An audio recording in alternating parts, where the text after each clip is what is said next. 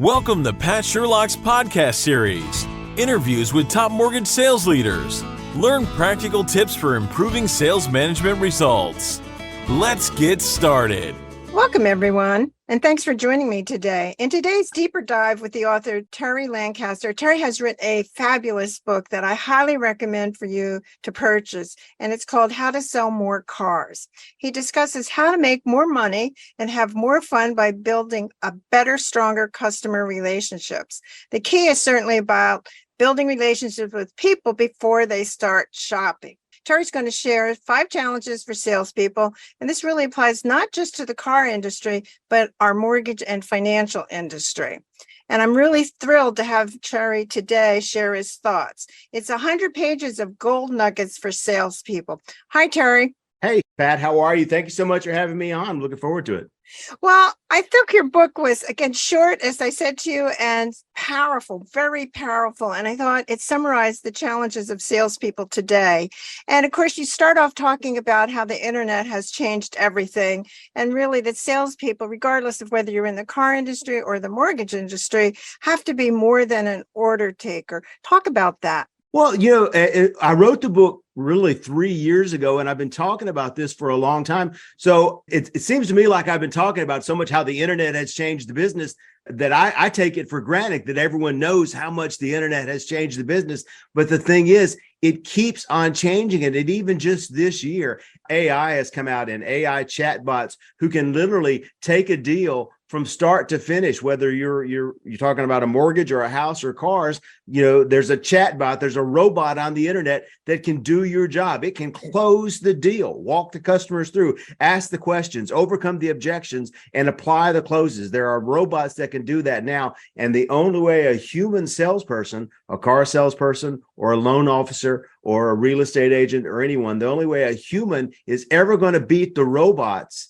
is by doing the one thing that the robots can't do, and that's form a human connection.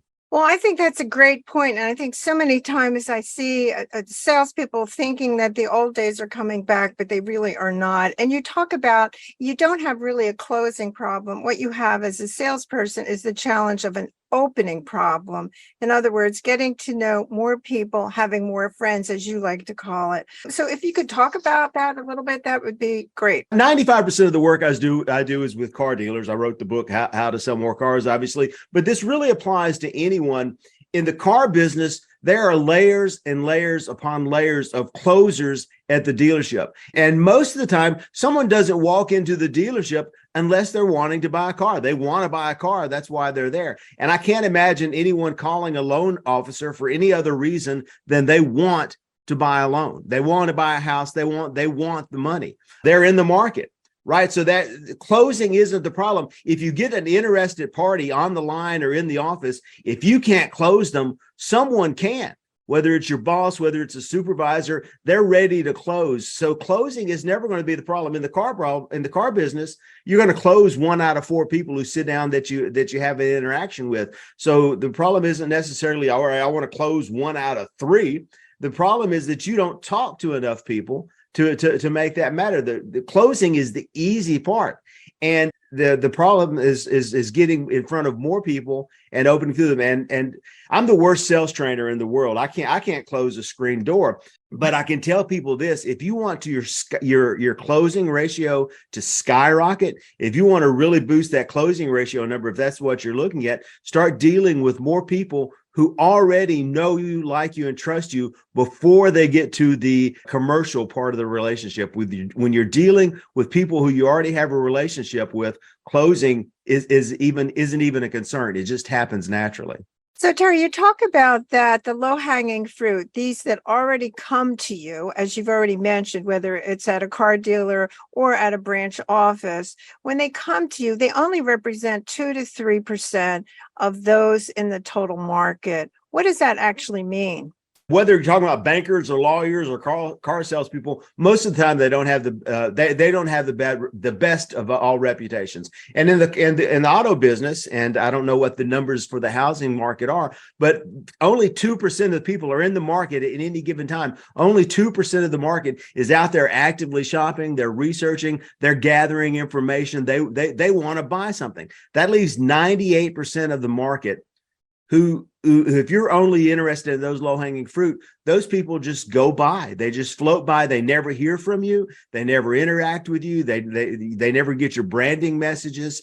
If you're not talking to the 98% of the market, you're letting 98% of the market drift by, and other people are talking to them. Other people are making their branding messages, getting their messages to them. But more importantly, those people, those 98%, they don't like you because the world is telling them how bankers and lawyers and car dealers are all crooks. So you got 98% of the world that you're not talking to, that the world is telling that you're a crook and you got to look out for them. And the only time they have any interaction with you is when they're actively shopping and you're just another person trying to get in their pocket. So if you're letting 98% of the market go by, you're never making it to their shopping list till they're already in the market and they're already, they're ready. They're putting on their battle armor, ready to go to war. They're in the shopping mode now, and you're just another person trying to get their money. Whereas if you spend some time talking to those 98% of the market and you're at the top of their shopping list before they start shopping,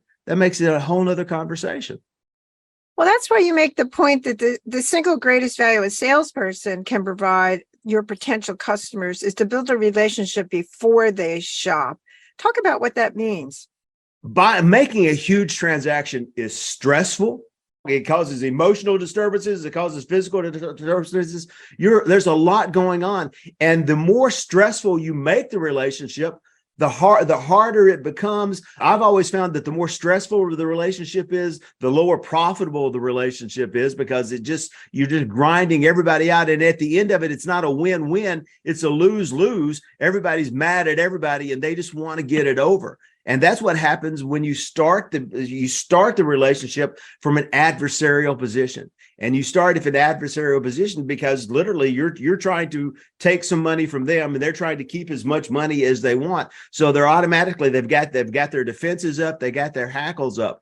The best thing you can do for a customer is to set their mind at ease long before any transactional starts, long before the hackles come up, long before the battle armor goes on. If you can start the relationship earlier in the process, become friends earlier in the process, before they become buyers, before the relationship becomes commercial, then you have an easier transaction. The transaction goes faster. The transaction goes smoother. Because the transaction went faster and smoother, the transaction you have a higher customer satisfaction.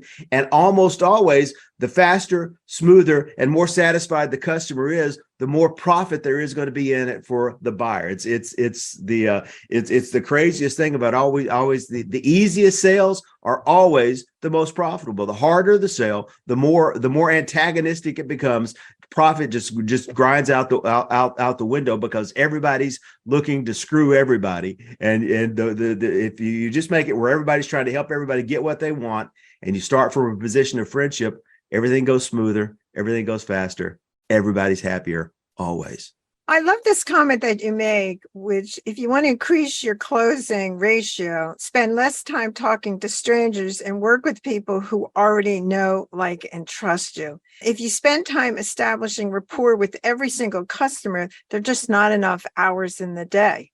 Oh, 100%. In the car business, there's something called, and it's like this and everything, there's fast friends. You have to be able to develop rapport immediately. But sometimes that doesn't always happen when people walk in with their guard up. So if you have those relationships earlier, I interviewed in the book the number one automotive salesperson in the whole world, Ali Rita, out of Dearborn, Michigan, sells Chevrolets and Cadillacs up there. And he sells a couple of thousand a year when the average salesperson in the auto business sells about 100 cars a year. So he's clocking in at about 20 times average.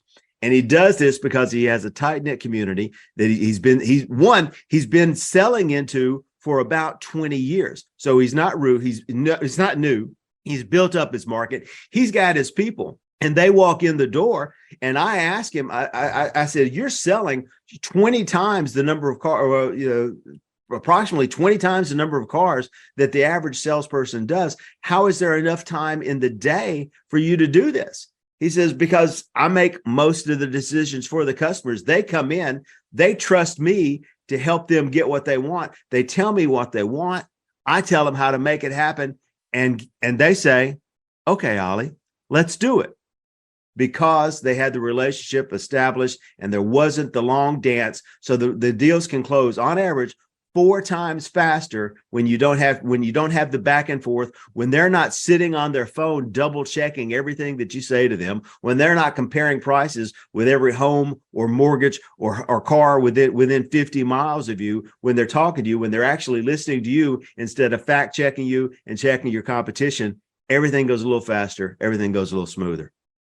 I also love the comment that you make that success isn't determined on what you know or who knows you, but success depends on actually who knows you and not who you know. And I thought that's really a perceptive comment. And I think that's the big change. That's the big change for the internet age.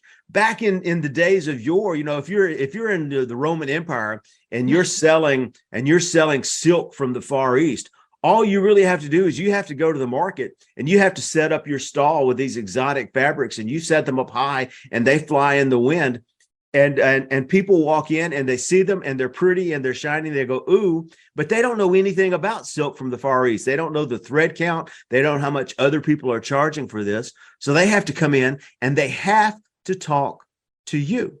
But now they don't need you to gather that information, because all that information about the silk thread count and what the competition charges and everything else, that's all available on the internet. And so you're not going to wait your talk your way into anything, because people are finding people. They can go to the internet and find it. To be successful, you have to be known before you can be found. So if they're already shopping on Google for something, if they're looking for mortgage rates on Google before they call you, you've already lost the race. So it doesn't matter what you know. It doesn't matter who you know. They have to know you before they start looking on Google to find the information, because it's all out there. And the only way to stay in the deal ever is to get ahead of the deal. Well, let's take a deeper dive into what you call the 5 challenges. And of course, the first point is your funnel is your net worth. Explain what that means. Well, I mean, that's just the old saw. Your network is your net worth. The people you know, the people who know you, that's where the honey is. That's where the relationships are. That's where the referrals are going to come from. The real estate agents that you know who are bringing your business, that's what's going to feed your family for the next 20 years. You can get all the product information in the world, but the product information is something that everyone has. You can have the best closers in the world, but other people have better closers too. The only thing that's unique to you is who you are and who knows you and what business they can bring to you. So your money is completely dependent on your network. Well, that leads to this starting off with talking about social media. And you make the point, which I think really is important, is that social media is not an advertising platform. It's actually a communication and connectivity platform, similar to the telephone. Talk about what that means. Well, I come from a broadcast background. I'm an old disc jockey. I worked in radio for years, and I produced radio and TV ads for car dealerships. The big, loud Sunday, come buy a car today ads, and that's fine. That's an interrupted. That's a broadcast medium. It's interruptive. It is designed to reach out of the speakers of the television and grab people by the ears and say, "Listen to me." That's its purpose. Social media is not that, but that's what a lot of people use social media for. They go on and they produce TikToks, or they produce Instagram videos, or they got Facebook videos, and they're telling everyone about their great new rates, and they're telling everyone about their first time buyer programs, and they're telling everyone about everything that's going on with them. But it ain't about you. It's about your customers.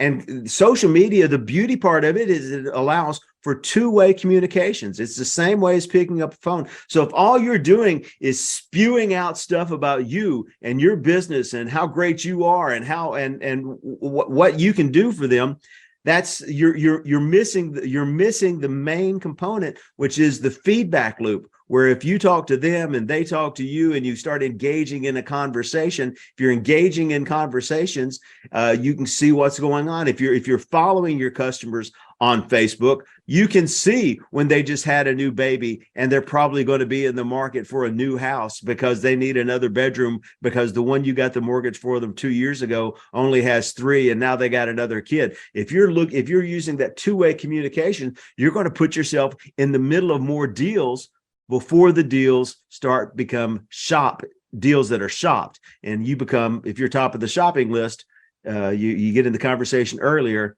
That's when the magic happens.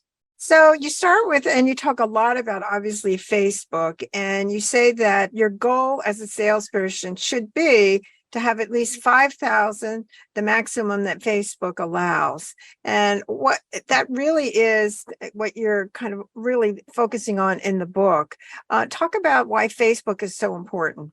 Well, and this is the truth. Just this month, I recorded the audiobook version of How to Sell More Cars, which I wrote 3 years ago, and I wrote an afterword. All right, here's what the world looks like 3 years ago, 3 years later after I wrote the book. And at that time I sat down and I was thinking, okay, is Facebook still what I was talking about 3 years ago? Is it still the major thing that salespeople need to be using to maintain to their customers? Because it's not for me. I use LinkedIn because my major clients own car dealerships. They're business owners. So I do better with reaching them for LinkedIn. So when I talk about social media, I generally talk about Facebook, especially if I'm talking to business to consumer salespeople. If you sell cars for a living, if you sell homes for a living, if you sell money for a living to individuals looking to buy their homes, if you're a mortgage broker, then you have a consumer-based audience. And Facebook, in terms of social media, you talk about the 800-pound gorilla. Facebook is the 800-pound gorilla because it's the number one social medium. And it owns the number 2 social media for good measure, Instagram. But not only that, it's still growing. Because of all the hoopla we've been through with politics for the last couple of years, and like I said, me kind of switching over to LinkedIn, I was thinking maybe Facebook was starting to slow down a little bit in popularity. But I just checked the numbers this month, and it's even more popular than ever. 95% of the population in the United States has a Facebook account. They check their Facebook account on at least a weekly or monthly basis if they don't check it every day. But most people check it every day. First thing in the morning before their feet hit the floor, last thing at night before their head hits the pillow. So Facebook is ubiquitous. It's everywhere. And unlike some of the new social media that is getting a lot of publicity today, everyone wants to talk about TikTok and everybody's an Instagram influencer. But TikTok and Instagram are basically one-way social media. They're not designed to create engagement. They're designed to create a piece of content and push it out to as many people as possible. And that's great if you want to be a mini influencer. And you want to kind of make your name known or get your music out or something like that. But if you're trying to build relationships, TikTok and Instagram don't have that same effect for building relationships because you're not commenting on little Jimmy's graduation from kindergarten. You're not building that two-way personal relationship when they post their dog on Facebook and you get to comment on it and you have those comments back and forth. So Facebook was originally designed for college students. It was a way for college students to know each other when it came from the original Facebook at Yale University or Harvard, whichever one it was, I can never remember. But when Zuckerberg was there, he took these paper Facebooks that they used so the college students would have a friend as soon as they walked into a classroom. Instead of walking to a classroom full of strangers, they would be walking into a classroom full of familiar faces. And that's what Facebook does. It puts familiar faces in front of you. So they walk into the dealership. So they walk into the loan office They already know someone there. They have a friendly face in the building in their corner, and they're not quite as nervous. Well, that leads to your point that you make in your book when you talk about that it requires salespeople today to start living your life out loud on Facebook. What's that all mean? Well, I tell people we've gotten really into the use of video in sales, whether it's video messaging or creating video on Facebook. And I run into a lot of salespeople, especially older salespeople who've had success in it. They've been doing it a while. And hey, I don't use social media. I don't use video. I don't do any of this. And I tell them, if you walked into the dealership and you weren't entirely comfortable talking on the telephone, if you were trying to conduct business and you weren't comfortable talking on the telephone, and some people aren't, some people get nervous talking on the phone, they don't like it. But if that wasn't your thing, you would probably be finding you a new line of work before too long. But I'm telling you, if you're not using technology, whether it's social media, and social media is just one of the tools, but social media and video messaging and all of these technologies that we use to maintain interpersonal relationship and communication in the 21st century, if you're not comfortable using those to build and maintain your relationships, especially to build and maintain relationships faster than the robots can take those relationships away from you, you're not long for this world. You probably need to find a new line of work. Well, that raises the question of what you call the content covenant. And this is a steady stream of content. I don't know about the car industry, but certainly in the mortgage industry, the content tends to be generic where everybody's sharing the same content. That's not what you're talking about. You're talking about sharing a day in your life, which is really what it's about. Explain what that means. Well, the content covenant is for Google and social media. All these big technology media companies, they exist for one reason. The reason they exist is for you to feed them information, whether it's video, whether it's pictures, whether it's words. They're looking for content for you that they can aggregate, put in front of millions of other eyeballs, and then charge people for advertising on there. They need the content that you're providing. And so we got this little feedback loop going that everyone said, okay, I need to create more content. So that's when everyone started putting out the videos, and everyone started doing daily rate updates and all this, or putting inventory. Obviously, you got to put inventory, houses and cars on the internet, and that's great. You have to do all that, and that feeds the monster. You have to. I tell him where it's you have to teach Google to do tricks. This is that same content that you're putting on social media. If you're using it correctly, it's also helping Google to find you, so your website, so that people can find you if they don't know you, so they can get to know you faster. So it helps with the SEO. But the content that you want to provide, you have to provide that content, the same stuff that everybody's doing, how to get the best mortgage, how to lower your rate, things first-time buyers can do, how to boost your credit score, all of those things that people are doing. And there's millions of videos on the internet. You have to do those because that's one of the things that you need for your business.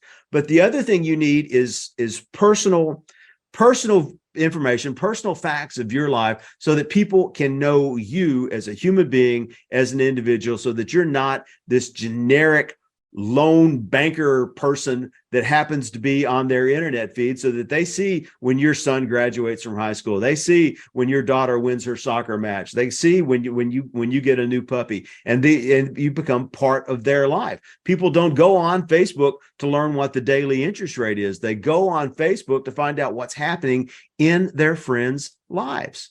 So let them know what's happening in their friends' lives. And I tell everyone, they call it Facebook for a reason. So make sure you're putting a face on Facebook. Don't just put pictures of houses. Don't just put videos of cars.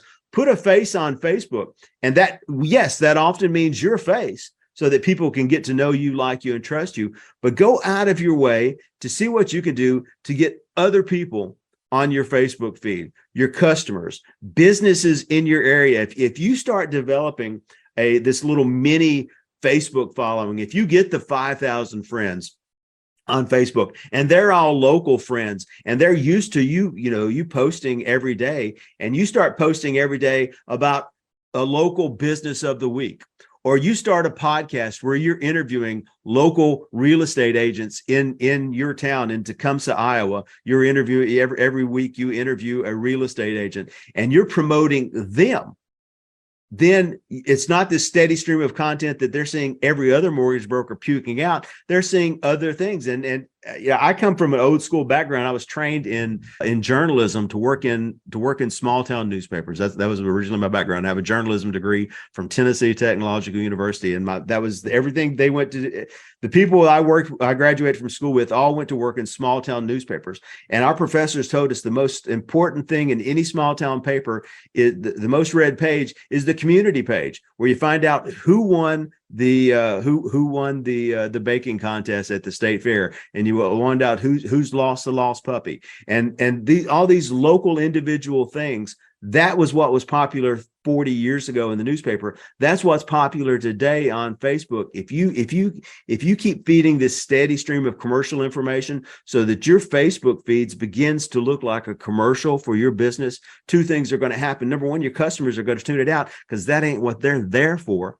They're there to find out about you and your life and your friends and the people around them in their community. And number two, as those customers start to feed it out, Facebook's going to turn it off. They don't make any money from people not watching the stuff you put on there. So if people aren't seeing it, they're not going to show it to them. And you're just going to ride yourself into oblivion talking to yourself about mortgage rates if that's the only thing you talk about. Well, you also make from a practical standpoint, I see a lot of certainly salespeople in the financial industry wanting to have business Facebook pages. In other words, they're trying to separate their personal versus their business. And really, your message is it's the personal that wins you your business. Well, there's two things for that. It definitely is the personal business. Your personal page on Facebook is infinitely more powerful than a business page on Facebook. Now, people, some businesses require that you set up the business page because they've got this dictate that came from corporate, heaven on high, that this is how you got to do things, and they want to keep everything separate. You got to have professional mortgage broker you, and you got to have personal day at the beach you. But there's not two yous. There's only you. And my message is to be you all day long, to be you a little louder. And your personal profile, one, allows you to reach out and ask people to be your friend. You can't do that with a business page. So in order to get people to follow your business page, you have to A, become personal friends with them in the first place, and B, then invite them to your page. So it adds an extra step. The only reason I tell people you need a business page is if you've maxed out your personal profile and you're ready and you've learned how to use it. You've learned how to generate leads from it. You learned how to communicate with customers from it, and you're ready now to start advertising. The Facebook business page is strictly a portal to the Facebook advertising platform. It's there so you can buy ads. That's the purpose for it, and that's really the only reason you should be using it. So you also mentioned about salespeople, and I certainly see it in the financial industry, the mortgage industry, where you really do have to flip a switch. This is much different type of establishing relationships than in the past, and you really have to decide that you really now are in the business of making friends. Explain what that means. Well, the world is completely changed. In 20 years ago, even 10 years ago, if you had a customer who was a right royal pain in the behind, and you didn't want and you were just sick of dealing with them, you know what? You could tell them, shove off. You know what? I think I'm gonna take a pass. And but you really can't do that now, because everyone has this power. Everyone has this power to go on Yelp and go on Google and leave these reviews. And one dissatisfied customer is infinitely more powerful than they ever been in the past. Everything moves faster. Everything grows bigger. So you have to treat every customer like royalty, because one irritated customer can ruin your whole month, because now you got to start chasing down bad reviews. But the power is completely there for you to use that to your advantage, to know that in my hand, I've got these connections to 5,000 local buyers, to 5,000 local homeowners that they're not buying a home this year. They're going to buy a home someday. I tell everyone in the car business, the beauty thing about being in the car business is everyone drives a car. And everyone I know lives in a house. They may not own that house, but they live there, and they're probably one day they're going to buy a home. They're going to need a mortgage. So if you start, the switch is that everyone's a customer. The switch is the oldest message of all time. Treat everyone like you would like to be treated. To treat those around you like you would like to be treated. The golden rule, because everyone's a customer. Everyone's a buyer, and if anyone is unhappy, they can ruin your day. So you got to be on all the time. So talk about, since we have a few minutes left, talk about this issue of, and I see it certainly in our world, is that the institution will post the content, but now we're saying that the actual salesperson needs to post the content. People have the perception that this takes hours in the day, and it really doesn't. And explain how that really works in a practical sense. Well, you really need both. If you have an institution, Wells Fargo or Joe Bob's Ford or whatever the institution is, they need to be creating a content, but they need to be creating content mainly with the idea that this is something that their people can share, that this is something that makes it easier for their people to be active and engaged on social media, because people, for the most part, don't have a strong personal relationship with Wells Fargo. They have a strong personal relationship with John, their loan officer at Wells Fargo. So they need to be hearing from John. It's great to have these. It's great to have these institutional messages, but we already have a word for institutional messages, and that's called advertising. And we're mostly in a post-advertising world. People want to hear from people. People connect with people, and people, if everything that the institution tells them, they're going to take with a grain of salt. Everything that a human being tells them, they're going to be much more likely to believe it. And if it just looks like it's coming from a friend of theirs, then that's a more believable piece of information than this prepackaged, slick thing that's coming from some blind corporate office in in New England somewhere. That it doesn't have the same impact. And the same thing goes for reviews.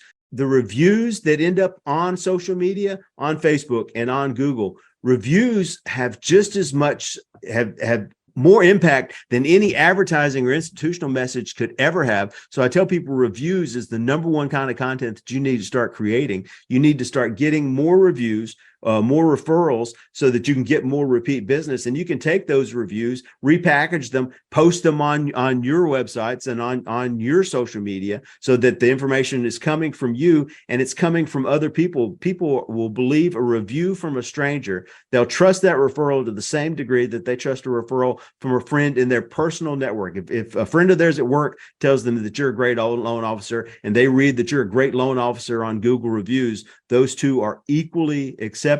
So you concentrate on getting personal messages from real life human beings, and that's going to be more powerful than the institutional. So Terry, again, talking about the practical time spent as a salesperson, a commissioned salesperson. So a half an hour a day, or is it once a week? Or talk about what you think really works. Well, it probably needs to be daily. I mean, I think you need to be on social media daily so that you can interact, so that you can. Probably the most important thing that you can do on social media is interacting with other people. And this is the thing. There's two things that I'd never see anyone talking about on social media. Everyone who talks about social media, they talks about what you need to post. And whenever I'm talking in front of salespeople, whether it's car dealers or even loan officers, the conversation always comes up. Well, what do I post? How often do I post? This is what's on people's mind. How do I come up with all this new content? Well, the most important, the content that you post is really only the third most important component of what's going into your social media program. Number one, you have to have the connections. The most important part of your social media program needs to be making these connections, to send out these friend requests, to get these people connected to you on social media, so that every person you talk to is now a friend of yours on Facebook, so that every person that you generate a lead from, that you present a proposal to, make sure you're tagging them on Facebook so that you can add them to this network, because your network is your net worth, and you can start growing this. So adding people and having that is the thing people don't talk about. And number two, engaging with them. So once you have them, you have to stay in their lives. If you want these people to stay in your lives, you have to make a concerted effort to stay in their lives. And that way you're commenting on what's going on in their lives. You're liking the stuff that they like, and you're in there. But more importantly, this teaches the Facebook algorithm, well, if you're all constantly liking their program, they're probably going to come back and like yours a little bit. And Facebook, the algorithm, the robots notice that you're liking each other's stuff. Suddenly you start seeing more of their stuff. They start seeing more of your stuff, and the ball grows from there. So you have to feed the algorithm. So by connecting with people, by engaging with people, and by posting it. So it needs to be a regular part of your day, but you don't have to spend 5 hours creating a video. This is the thing I see people get into. They spend all this time, oh, I have to create this new content. And they go out and they shoot 100 takes of some video till they get it just right. And that doesn't matter. Go out, turn on the camera, start talking if you have to make a video. And so that cuts down a lot of the program. If you quit trying to get everything perfect, you can eliminate a lot of the program, a lot of the time waste. Right. And that's a good. And my other piece of advice is get you a robot to help you recycle your content. Once you've spent enough time to create this content, it's not just one and done. Some of this content can carry on forever. It's evergreen. How to get a loan rate, how to get a better mortgage rate is valuable information today. It's going to be valuable information 6 months from now. So take that content and make sure you're repurposing everything that you do so that it's going up on multiple platforms in multiple lengths. If you create a video, create a blog post to go with it, create a graphic to go with it, put it on your website so that Google finds that.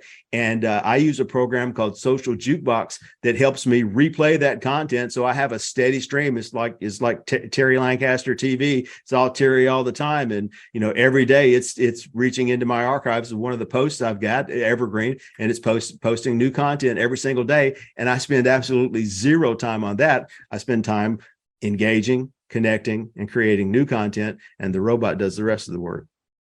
So Terry, we only have a few minutes left. So share a couple of takeaways for our listeners today. Well, the main thing is that everyone's a buyer. This is the big thing. Everyone's a buyer. If you're in a mass media market, everyone's a buyer, and the world has changed, and there's a lot going on. But it's amazing to me, and it continues to amaze me that I've got this phone right here in my hand that I can reach the entire world, that I've got thousands and thousands of relationships with who are there at the touch of a finger. And this is all happening at the same time that we've got this technology that allows us to reach more people. At the same time, there's this another technological wave that there are corporate entities trying to squeeze out any transaction that they've got AI robots. So the robots are fighting for your business. They're fighting for your business by reaching into the customers and trying to speed up the process to get any middlemen out of the way. And you've got this technology that allows you to maintain the relationships, to help the customers, because not everyone wants to move as fast as the robot wants to move. Everyone likes a little hand-holding. Everyone likes to feel important. And the thing that you provide is humanity. and that's what people are looking for. People want a human touch. They want a human relationship. They want someone who can look them in the eye and tell them that it's going to go okay, because everything's great if you're doing everything on the internet until the exact moment that it's not. And if you ever have a problem with Facebook or Google and you have to talk to a real human being, best of luck to you. But you've got an opportunity to provide the same technological advances to help people with their problems, and provide the human relationship, and provide a connection and just a moment of kindness between two human beings that the robot's never going to do, and it goes a tremendous long way. Well, I think Terry, all that you've said is so right on target. It certainly applies to our financial mortgage world. And I certainly appreciate you spending time with us today. I recommend highly our listeners to go buy his book. It's easy to read, but it's so impactful and well worth the time spent doing it. And I want to thank everybody for spending time with us today. You certainly can catch up with our other episodes by going to mortgagemanagerplaybook.com. Thanks, Terry. Thanks, Pat. I appreciate you having me on. Thanks for listening to our podcast. We appreciate you spending time with us. If your sales team needs training in hiring and lead generation, schedule a free consultation by emailing me at psherlock@qfsconsulting.com.